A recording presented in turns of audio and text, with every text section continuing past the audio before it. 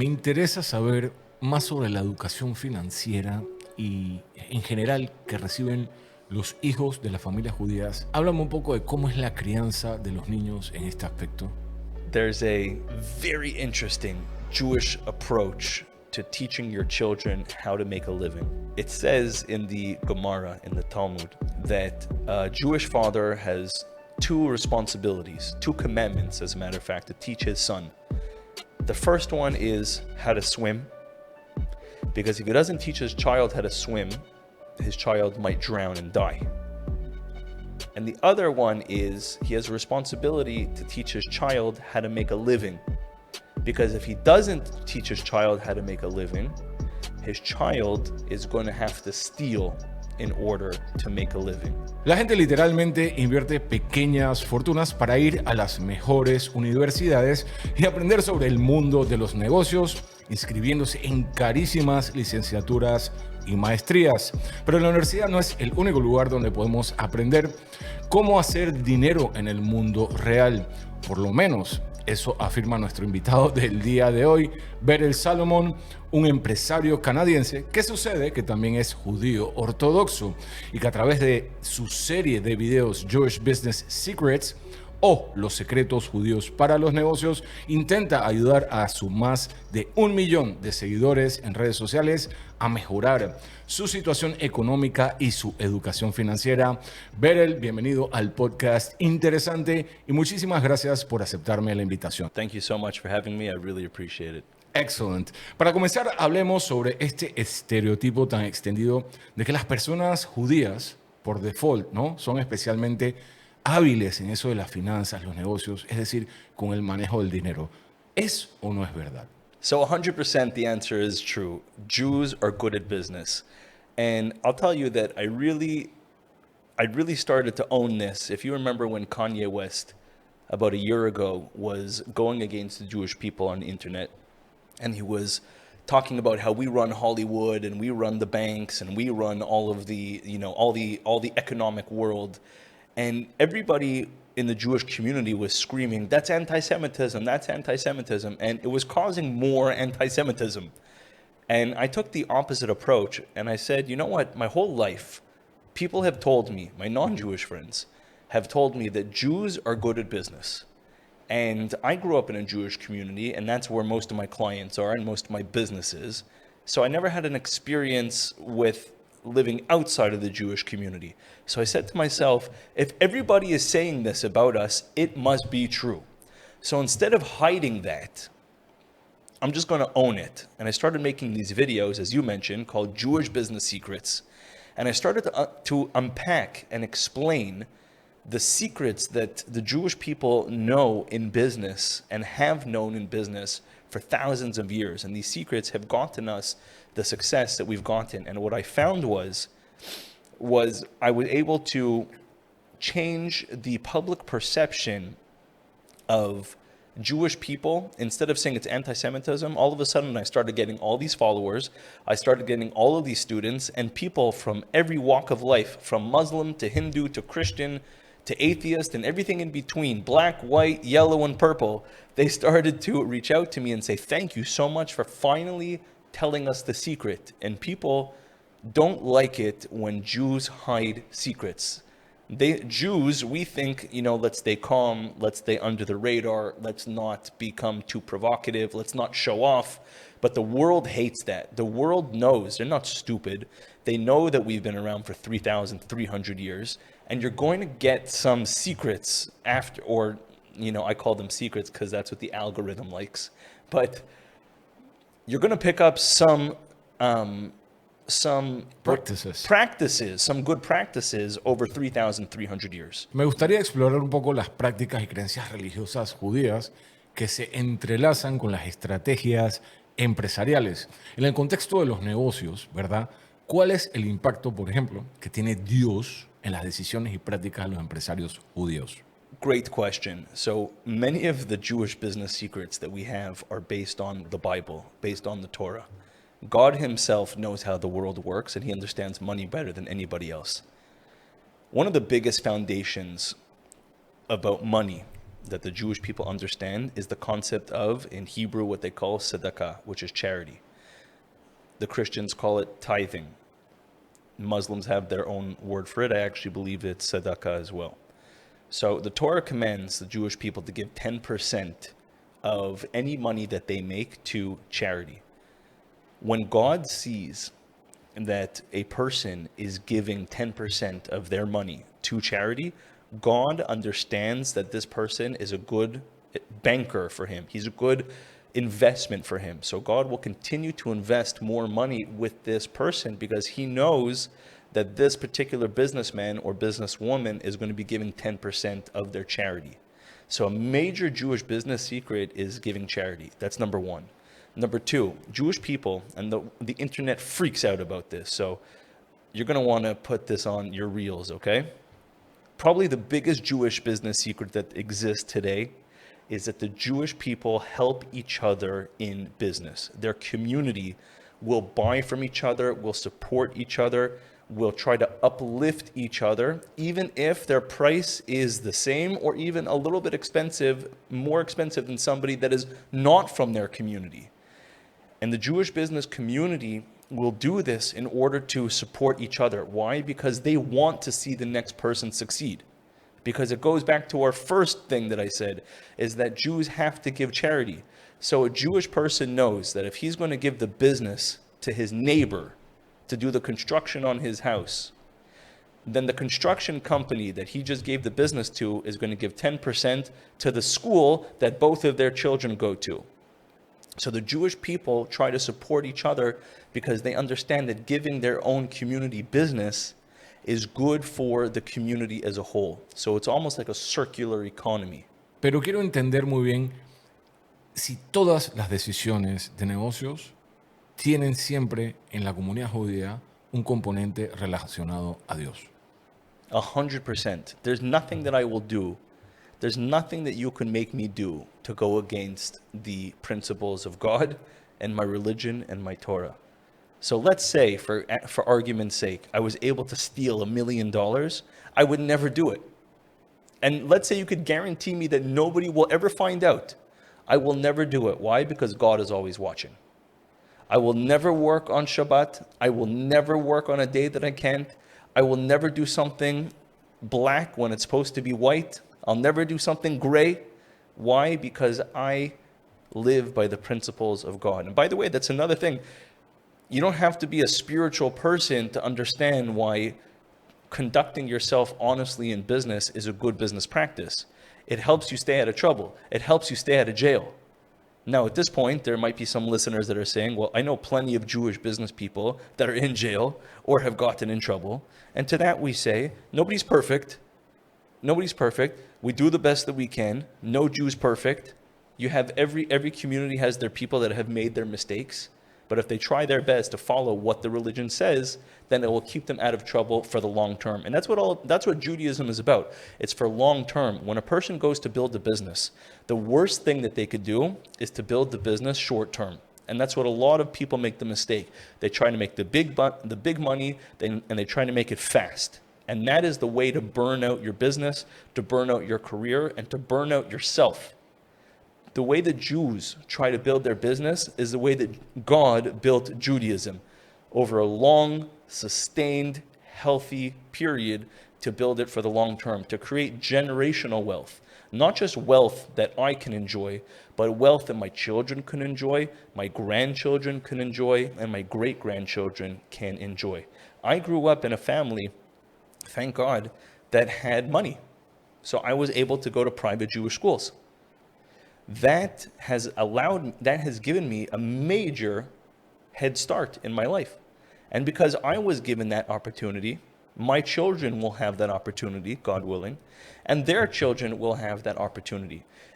Because we believe in building business long term. So back to your question, do I take into account God and religion in my business decisions? 100%. I won't go into a business that's not kosher. Somebody once asked me, a big part of my business is we service nursing homes in the United States. We do recruiting for staff for them.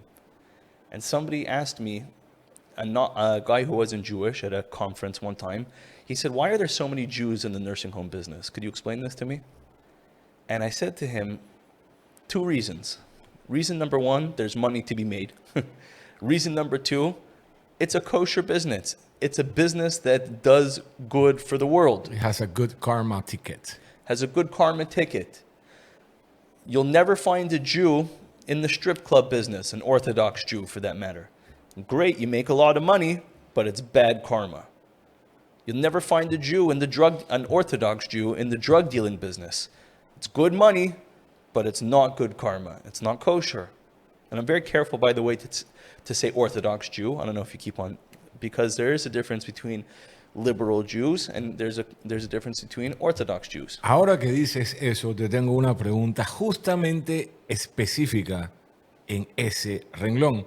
Hablando de distintas corrientes del judaísmo, hay diferencias notables a la hora de hacer negocios entre los grupos ortodoxos, los conservadores y los reformistas. Great question. I think that most people, back to our friend Kanye West that I just mentioned, when he was doing business with people in Hollywood, and he was saying that the Jews in Hollywood would screw him over, he wasn't talking about Orthodox Jewish people, because there aren't that many Orthodox Jewish people in the Hollywood elite world. Who is he talking about? Jews who are not religious, who don't have the knowledge of Torah, of Bible, and who don't necessarily put that first in their lives, not because they're bad people, but because they don't know any better. So, a Jew is so powerful that when they don't have Torah in their life, when they don't have Bible in their life to point them in the right direction, that Jewish power that they have could sometimes lead them in the wrong direction. So the people that Kanye West, for example, was having, and I'm not forgiving him, he's a horrific anti-Semite who is, obviously he's not normal. You see pictures of him today with the thing over his head. He's a nut job. But I'm just using him as an example. When he's talking about the Jews that he's doing business with, he's not talking about Orthodox Jews. The people that he's doing business with, they don't put Torah and Bible and God first in every business decision that they're trying to do. ¿Existen algunas enseñanzas del Talmud o de otros textos judíos que apliquen directamente al ámbito financiero y empresarial que tú te recuerdes? Let me give you a great example. I mentioned before that Jews try to support each other in their community. So there's a Jewish law that you're not allowed to, that when you go to sell your property, you have to offer your piece of property to your neighbor first. By the way, he could be a non-Jewish neighbor, but happens to be that Jews usually live in very close communities, okay? But you're supposed to offer it to your neighbor first. Why? Because he's the one that will directly benefit most from your property, because he could join it with his first. So that's an example of wanting the manera, the proper way to do business is not just when you could win, but it's when the other person could win as well. Isn't that capitalism? Where do you think they got capitalism from? Considerando la rica historia judía, ¿verdad? Llena de desafíos, pero también historias tristes de persecución, pero también han tenido muchísimos logros y éxitos. Muchos premios Nobel son judíos, por ejemplo. ¿Cómo han moldeado estas vivencias históricas el enfoque que tienen hacia los negocios y la gestión financiera? Let's study the Jewish people as scientists for a moment, okay? And let's look at it scientifically, and let's look at it as an animal in nature. So most other animals all have their natural habitat, right? So each country provides a refuge for a certain group of animals. Lions don't live in the North Pole. Lions live in hot climates. They live in South Africa. They live in wherever they live, right? So each place provides a safety for that group. The Jews never had for the past 2,000 years. They never had a place to call home. Happens to be, gracias a Dios, in the past 75 years, we have the land of Israel back after 2,000 years. But it never was that the Jews had a safe place to be. They always had to be within a country and figure out how to make money in a country where they really didn't belong. And so today we're used to multiculturalism, but that's a new concept. You know, today you could get on a plane and you could fly from one end of the earth to the other in less than 24 hours. Yeah, you can feel, and also you can feel Colombian and Jewish at the same time. Correct. You have like two identities. One is religion and one is nationality. Correct. 100 years ago, when the way that transport happened, if you wanted to go from one end of the world to the other, you had to get on a boat. And that was a very big commitment. And you might get there, but you might not. And you might get there, and you might not get back. So this multiculturalism, where you could have hundreds of nationalities in one place, didn't exist like it did 100 years ago. So when Jews used to live in countries, they were very noticeably different than the rest of the population. And yet, they still had to figure out how to make a living within those populations.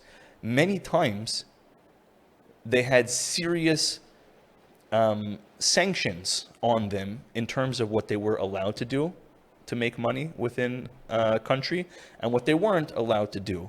The famous ones that we all know is that Jewish people were not allowed to own land in many, many countries, for example. So they had to become bankers.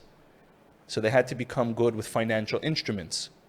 But then that same thing got them in trouble once they got to Germany, and they ran the banking system, and the Germans got upset at them because they said they controlled all the money. So it's Jews were always forced to make money with their hands tied behind their backs. And I think what's interesting today, is because the world has become a little bit more open-minded, because this people was always used to making money with their hands tied behind their back, and let's say they were always even with everybody else, now that their hands are no longer tied, and they find themselves in the United States, in France, in Europe, in England, in Latin America, in Mexico, in all these countries, that they're on equal footing where they can own land, they can own businesses, they can go into universities, whatever it is. Now, this people who's used to making money with their hands tied behind their backs, now they have them out front, and they're used to bench pressing 500 pounds when everybody else is used to bench pressing 100. And I think that that's why they've excelled so much financially versus other people. I do think it's important to mention that, contrary to popular belief, not all Jews, most Jews are actually not rich, are far from rich. I think it's a very big misconception. But the ones that are phenomenally wealthy. But just because a guy's rich, just because a guy's Jewish, you shouldn't assume that he's rich. El judaísmo es una religión sumamente familiar, según lo que tengo entendido. ¿Cómo influye entonces la dinámica de la casa judía en la manera en que ellos hacen negocios? Jewish people, and I could just talk from my personal experience, is every night we had dinner as a family at 6 o'clock at night. There's many communities that the father abandons the family at a very young age, for example. And there's no family dinner. The father is not present in the home. Or there's many families where the culture in the family is that the father has to work 2 jobs and he can't be at home even if he does live there. We were fortunate enough that my father was a businessman and he made his own hours, and every day he was home at 6 o'clock or 5:30. And when we would sit down as a family, very often the conversation at the table was about business. Mm-hmm. So where most people either A, never got to meet their father, B, their father was working to his bones. In my case, my father was sitting there talking to us about his day, about business, about how it went. And that was the discussion around the table. ¿Y qué pasa cuando un padre judío tiene que trabajar largas horas? Igual, ¿cómo hace espacio para la familia? In Judaism, the end goal, the end game is not about money. You know, there's an example of this artist. He has that song, I want to be a millionaire so freaking bad, so I could buy all the things I never had. There's no Jew that sings, I want to be a millionaire so freaking bad. Actually, they might, by the way, sing that. But the last part of the sentence in his song, so I could buy all the things I never had, that's not what a Jew says. If a Jew is going to sing that song, I want to be a millionaire so freaking bad, it's going to be followed up with, so that I could spend time with my children, so that I could get my wife what she needs, so that I could make sure that my children are going to have the education to be successful, so that I could put a good house, so I could surround my family with good people, so we could live in a good neighborhood, a safe place. So to answer your question, what happens if a person doesn't have that luxury of coming home early? You could guarantee that person, that father, he's at work for his family. And he's going to make sure that he's going to find those moments in that time to give his children what they need. Me interesa saber más sobre la educación financiera y en general que reciben los hijos de las familias judías. Háblame un poco de cómo es la crianza de los niños en este aspecto. There's a very interesting Jewish approach to teaching your children how to make a living. It says in the Gemara, in the Talmud, that a Jewish father has two responsibilities, two commandments, as a matter of fact, to teach his son. The first one is how to swim, because if he doesn't teach his child how to swim, his child might drown and die. And the other one is he has a responsibility to teach his child how to make a living, because if he doesn't teach his child how to make a living, his child is going to have to steal in order to make a living. So it's as if he's teaching his child how to steal if he doesn't teach him how to make money. So if you see everything if the two laws are next to each other in the Talmud, the reason is they're connected. Just like you have to teach your child how to swim, otherwise he's going to drown. You have to teach your child how to make a living, otherwise he's going to drown. So it's not only a communal or a societal thing, it's a commandment from God. It's a godly thing.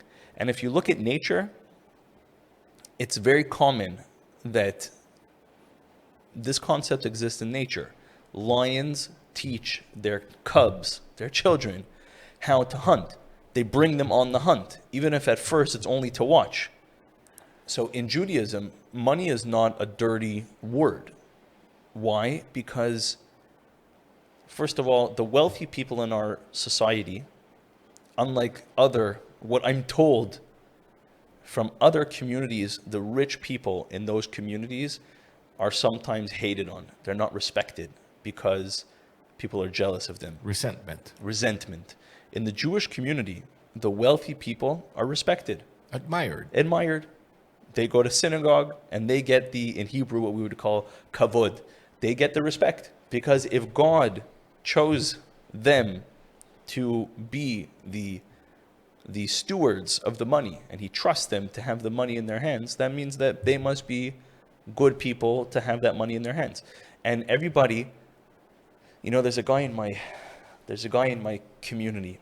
There's two notable, extremely wealthy people in my community. One of them, he's not religious, and the guy is an animal in business. He'll eat you alive. He'll eat your heart alive for a penny, okay?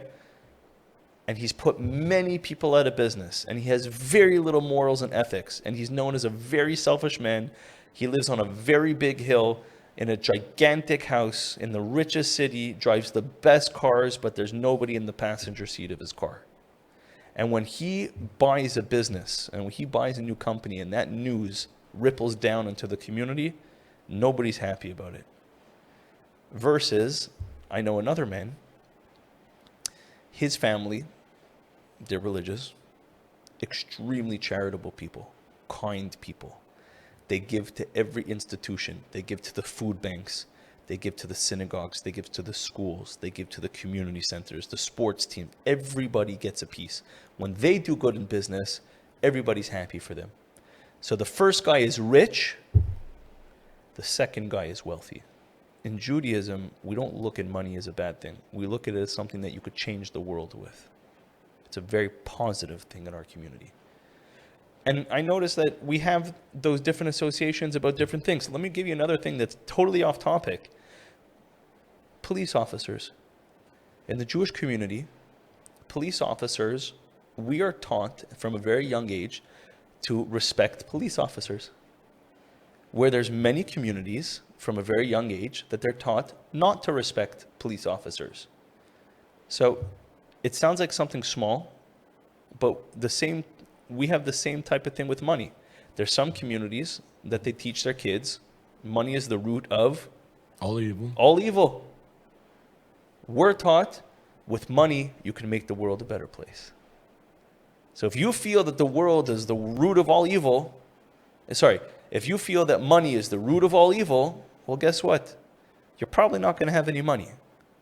But if you're taught that you could change the world with it, then you're going to gravitate towards it. Same with a police officer. If you think that all police officers are pigs and are crooked, you're probably going to get in trouble with the law.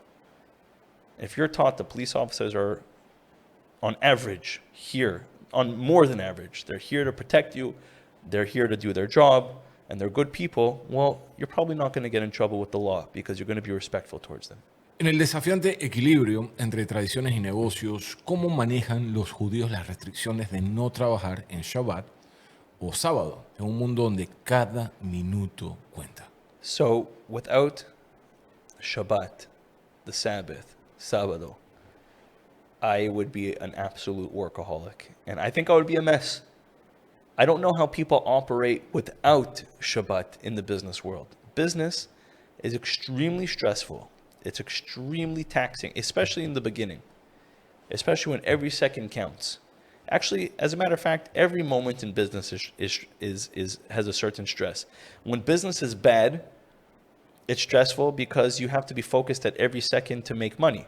When business is good, you're stressed because every second that you're not taking advantage, you're losing money. So Shabbat gives an opportunity to reset and to take a moment and to step away from the business.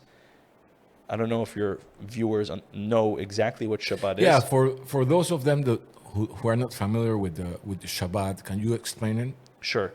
So Shabbat it's one of the 10 commandments. Thou shalt keep Shabbat. And what that means is we don't do business on Shabbat. We don't even use electricity. So that means no telephone, no social media, no email.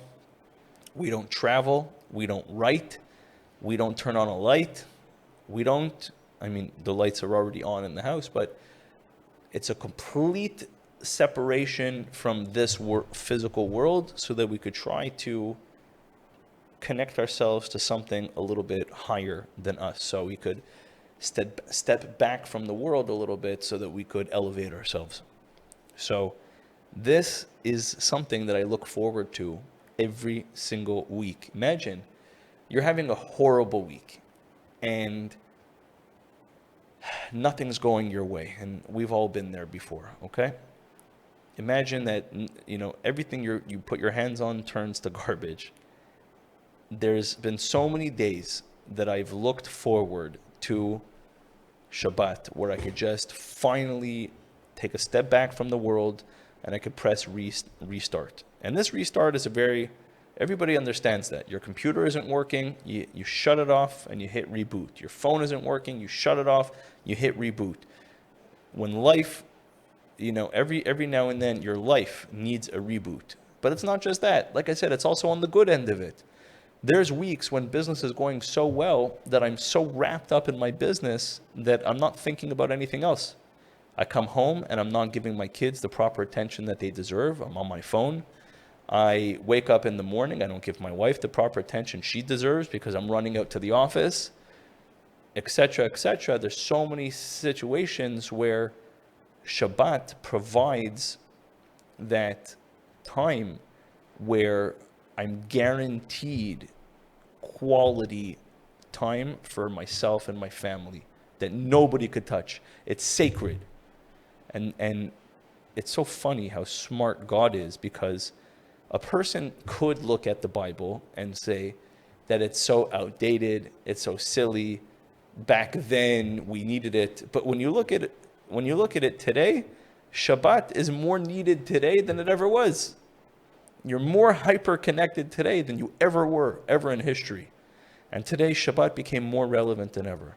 So that's how Shabbat influences business. Yo entiendo que el Shabbat pueda ser de beneficio para la calidad de vida, pero sí me gustaría saber entonces cómo logran mantenerse competitivos si tienen un día menos de trabajo. So here's the miracle, right? I never saw anybody in my life that went from not keeping Shabbat, because it's very, it happens that many Jews are not so spiritual in their Judaism and they're not so religious, and then they become religious as they grow older. I never saw one time in my life, not once, and I know hundreds of these situations, if not thousands. I never saw once in my life a Jew was not keeping Shabbat, and then he started keeping Shabbat and his business went down. It never happened once in my life that I saw that. I don't think it happened once in history.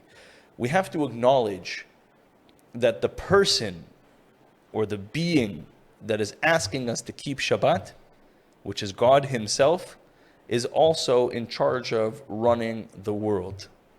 So he makes sure that your business stays competitive. And it's something, it's the only way to answer that question. It's a miracle. I could explain everything else to you rationally. It's a miracle. Ahora intentemos hacer un puente entre lo que enseña el judaísmo en temas de finanzas y dinero y la gente que no es hebrea. ¿Existe un espacio para aprender y aplicar estas costumbres para una persona que no es judía? I think that one of the main ways that people actually get to know Jewish people, because we're only 14 or 15 million Jews in the world out of 8 billion people. And it happens so many times whenever I speak to somebody who's not Jewish, and they sort of have a closeness to the Jewish community. I always ask them how, and they always tell me, oh, I worked for a Jew, or I do business with a Jew, or I sell to or I buy from a Jew. So the answer to your question is I believe that Jewish people are good people to work for. They're fair. And when you work for somebody, you could learn from somebody. So I believe that that's the best way to bridge that gap is to do business with each other. Somebody once asked me, am I open to doing business with Muslims or Arabs? I said, of course I am. What type of question is that? Money has no religion. And business is that beautiful equalizer that allows us all to come together in order for a common purpose. Yeah, everybody wants to make profit. Yes. So to answer your question is, work with Jewish people. Don't be scared. Don't be scared of working with Jewish people. Or trade with them. Trade with them. Make business. Do business with them. They're good people to do business with. If a person has a kippah on his head, he has a beard, or just a kippah, whatever. The reason why we have a kippah on our head is to remind us that there's always something above us. That person will not screw you in business. They just won't. Even if they could, they won't. Not everybody's perfect. Jews make mistakes. But on whole, that person is doing his best to do right, not just by you, but to do right by God. ¿Cuáles tú dirías que son los retos más comunes que tú te has encontrado conversando con la gente que te sigue, haciendo estos videos, ¿verdad? Al momento que ellos tratan de intentar construir esta riqueza, su independencia, independientemente de su origen o fe. The hardest thing is people don't know the basics of business and the basics of making money. and they try to go at business without any foundation or knowledge whatsoever. It would be the equivalent of a person becoming a surgeon, a doctor, without ever going to study. So they would just go cut up things and wonder why it didn't work. So people need an education, and I'm not talking about a university education, which I'm extremely against, by the way. I think that if a person wants to go into business, the worst thing that they could do is go to university. The best thing that they could do is go work for somebody, and with the mindset that they themselves want to own a business one day. So they're coming to work not just to punch in and punch out, but they're coming to work to learn from the business. So it's from a different perspective. But the biggest mistake that people make is that they try to go at business without any education. So where could they get that education? Number one is going to work for somebody else with the eyes of through the lens of learning. Number two is there's so many great business books out there. There's somebody in particular that I recommend that they read every book that he's ever written. His name is Grant Cardone. He's brilliant. You know who he is? Yeah. Okay. And the other thing is the biggest mistake that people make today is they don't understand sales. People could have the best product in the world, but if they don't understand sales and marketing, it's not going to go anywhere. So they have to know how to sell the product that they want. I don't care if it's a donut, if it's a software, if it's a shirt, or if it's a missile. They have to understand how to sell that product into the market. And that's the biggest mistake that people make, is a lack of education, which I think comes from a lack of education because their family never taught them how to do it. They either never met their father, or their father was a teacher. Not that I have anything wrong with the teacher, but to make the leap from your father being a teacher to you being a successful businessman is a very big leap. You know, there's an expression, what does a farmer's son want? He wants a slightly bigger farm. Yeah. Right? So it's a big jump. It's a shift of paradigm. It's a paradigm shift. Yeah. So they have to be willing to study that and understand that and know that a business is a long-term commitment.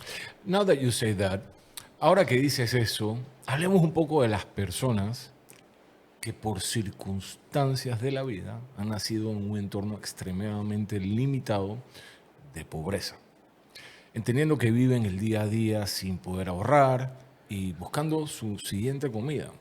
¿Qué herramientas o estrategias pueden, desde tu filosofía judía, utilizar para maximizar, digamos, su capacidad de salir de su situación? So one of the most treasured traits of the Jewish people is studying. They call us the people of the book. And I'm always shocked when I sit in an Uber, and Uber drivers fit exactly the mold that you're talking about. Uber drivers are bringing in a certain amount of money, but that amount of money is just enough to pay for their rent, their gas, their food, and that's it. There's nothing left over. An Uber driver himself will tell you that they're stuck in this very vicious cycle where they're not able to save anything. So I'm always shocked and surprised when I see an Uber driver who drives his Uber from 8 o'clock in the morning to 8 o'clock at night with the music on in his car instead of having an AirPod in one ear listening to business books and educating himself on how to make more money. So Judaism respects learning. So anybody who is stuck in these situations has to upgrade their skills in order to be able to make more money. That's number one. Number two is a very easy way to start making more money today, and you hit it on the head, is a person, as long as he's not able to save money, is always in a situation where he's choked. And when a person is choked, they have to make sacrifice, and they have to make bad negotiations, meaning they have to accept a lower wage because they have no choice. They have to accept a lower fee because they have no choice, because they really need that money.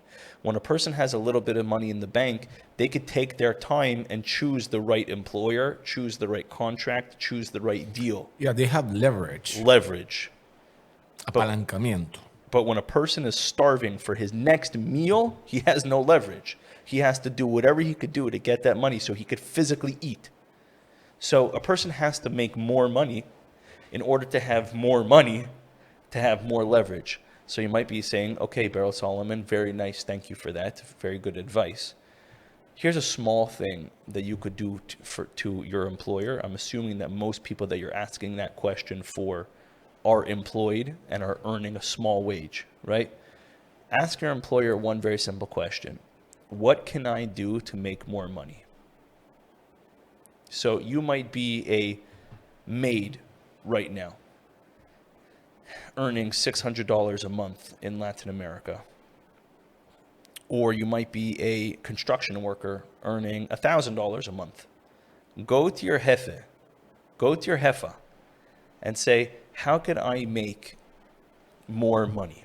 I need another, if you're already making $1,000, I need to make another $500 a month. How do I do that?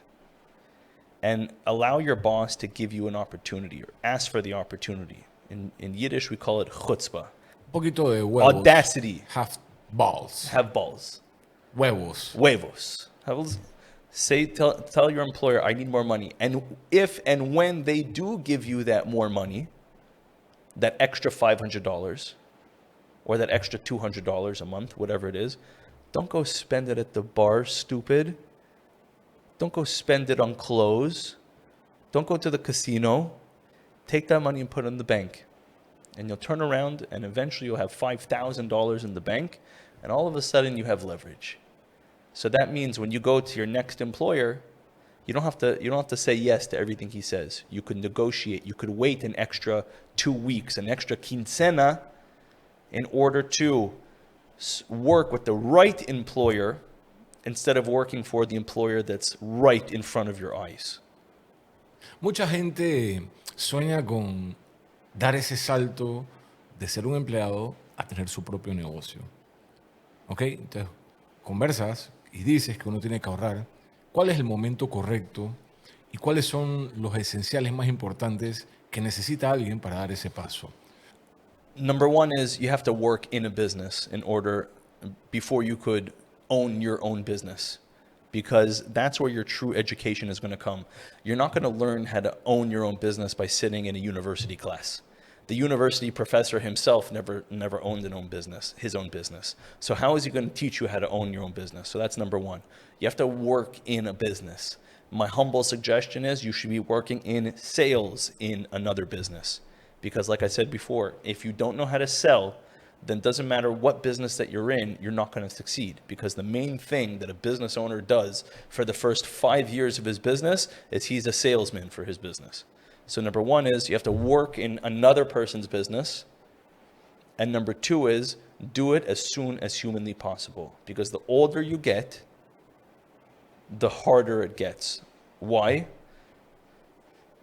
Number one, let's just talk psychologically. The older a person gets, the more stuck in his ways he gets, and the more Less able to adapt. And the less ideological and the less positive. Life has a way of wearing a person down. We become cynical. So number one is do it as soon as humanly possible, because the younger you are, actually the more naive you are and the stupider you are. So use that naiveness to your advantage. So that's number one. And number two is you want to do it as fast as humanly possible, because life gets expensive. Right now, I cannot, if I needed to go out and, let's say I was on a good salary, I have 5 children, okay, and I'm married. If I was working a job today and I want to go open my own business, I probably wouldn't be able to do it, because I wouldn't be able to survive the cutting off of my current cash flow, waiting until my business made me cash flow, because a business takes years to make cash flow. Yes, as you get older, your risk profile changes. Correct. And you have more responsibilities. Correct. That will make you less prone to taking risks, which pay back good, Correct. right? So start it young. Start it young as you can.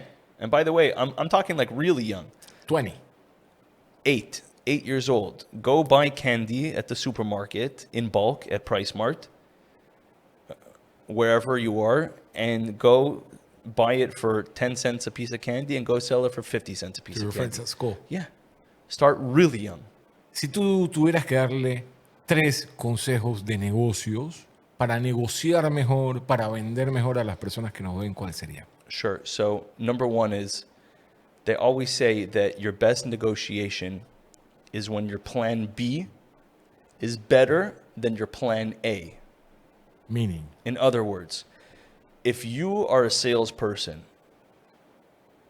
and you only have one prospect to sell your product to, then you are stuck going down in price and trying to bend over backwards to make that one client happy. But if you have done such a good job in marketing yourself and your product and your business, and you now have 10 people in line to buy that same product, you can negotiate much better. The first guy doesn't want to buy from your price, you tell him to get the hell out of my office, because I have 9 other people behind you that want to buy that product and they're going to pay my price. So your best negotiation is when your plan B is better than your plan A. You want to make sure that you have a lot of options on the table so that you could choose for yourself what the best is, instead of being limited to one option. That's number one. Number two, people cannot buy your product if they do not know about your product or know who you are. People have to know you in order to be able to do business with you. People know who you are, right? We were speaking before the podcast, and you said that I get business indirectly from all the social media that I do.